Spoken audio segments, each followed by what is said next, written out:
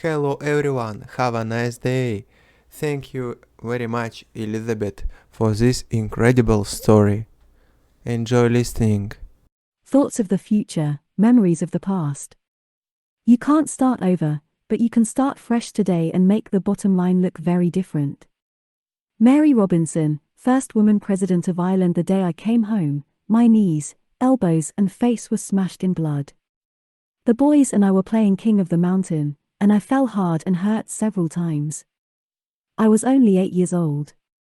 My mother could have felt sorry for me, but I honestly didn't count on it.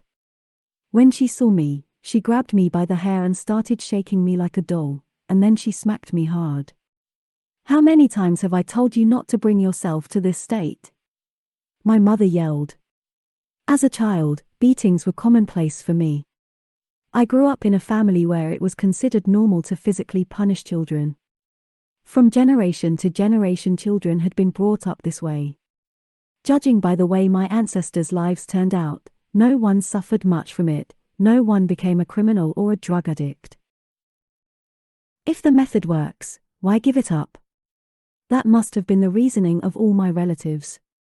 My great-grandmother beat my grandmother when she was little, and then my grandmother beat my mother. My father died when I was 2 years old, so my mother, grandmother, and aunt raised me and my sisters. Since there were 2 other women among my caretakers, I regularly got even more blows. No one in the family made a secret of our parenting methods. My grandmother bragged about how obedient her 6 children had grown up. And why was that? Because they weren't spared a whipping. In my memory, children were beaten with hands, mops, slippers, or a wooden stick. It was not defined exactly what should be punished. As I wrote earlier, I was beaten because I bled to death. I was beaten with a wooden stick when I walked around the house barefoot. I was beaten for arguing with adults. This was considered one of the most serious offenses, and for throwing dirt on my neighbor's porch. They beat me when I was in the wrong place at the wrong time. This was done by my mother, grandmother, or aunt in any of the ways described above on any part of my body. I was beaten so often and so much as a child that I must have become immune to pain, just as a bacterium can develop immunity to an antibiotic. That's what my mother used to say. But the worst was not the physical punishment, but the psychological abuse. When I turned 11, my mother left for work, from which she returned only once a year on vacation. For a month after her departure, I cried in the evenings, looking at her picture, which I kept under my pillow.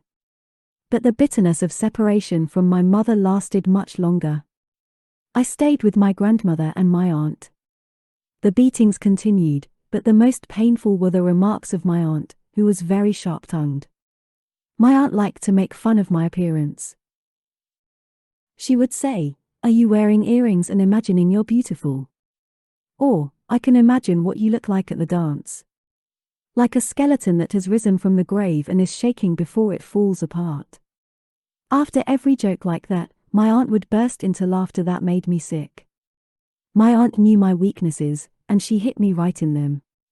I believed that only a good education could save me from poverty and destitution. I studied well and counted on my academic success. But my aunt kept telling me, "Do you want to go to college? Don't you go to college? The money your mother was sending me wasn't enough to pay my tuition." After those words, my eyes went dark. I believed in goodness and hoped for a better future. I believed that every time an innocent person was insulted or deceived, God saw it. He repays the injured person with kindness for the injustices they have suffered. I clung to this belief like a drowning man clinging to a straw. Many times, unable to sleep, I'd lie in bed and stare through the thin curtain at the sandorican tree growing in the yard. The ceiling fan chirped, and the shadows on my bedroom walls swayed slightly. I lay there in the dark and pondered my problems. I could not discuss them with my grandmother or my aunt. On one of those sad nights, I realized that me, my mother, my grandmother, and my aunt had one thing in common: we were victims of our upbringing. Would I treat my children the way they had treated me? I promised myself I would do everything I could to make sure that didn't happen. There was nothing attractive about my present, so I dreamed of the future. I would grow up, I would stop living in poverty, I would not be helpless, and I would not be abused. After these optimistic thoughts, I woke up in the morning ready for all the good things the new day could bring me. And my life did change for the better. At the age of 13, I won first place in the federal competition, and I was awarded a scholarship to study at one of the most prestigious schools. The school was in a different city, but I was fully paid for my living expenses. I was finally able to get away from home. My mother really wasn't able to pay for my education, but she didn't have to put in a penny. My scholarship also covered my tuition at one of the best colleges in the country. After graduating, I got a prestigious and well-paying job, which opened up a lot of opportunities for me. Many years later, as I grew up, my mother confided in me that she didn't want to beat her children. "If I had known then what I know now, I wouldn't have done that," she said. I often think about what my life would have been like if I had had a happy childhood. But who cares, because I succeeded in the end, didn't I? Maybe I was better prepared for the challenges because I'd had a hard time before. The important thing was that I survived. Now I have a child, and I try never to break the promise I made to myself as a child. I want to be the perfect mother, but every now and then I explode, just like the women who raised me. Life is a strange thing. As a child, the source of inner strength for me was dreams of the future.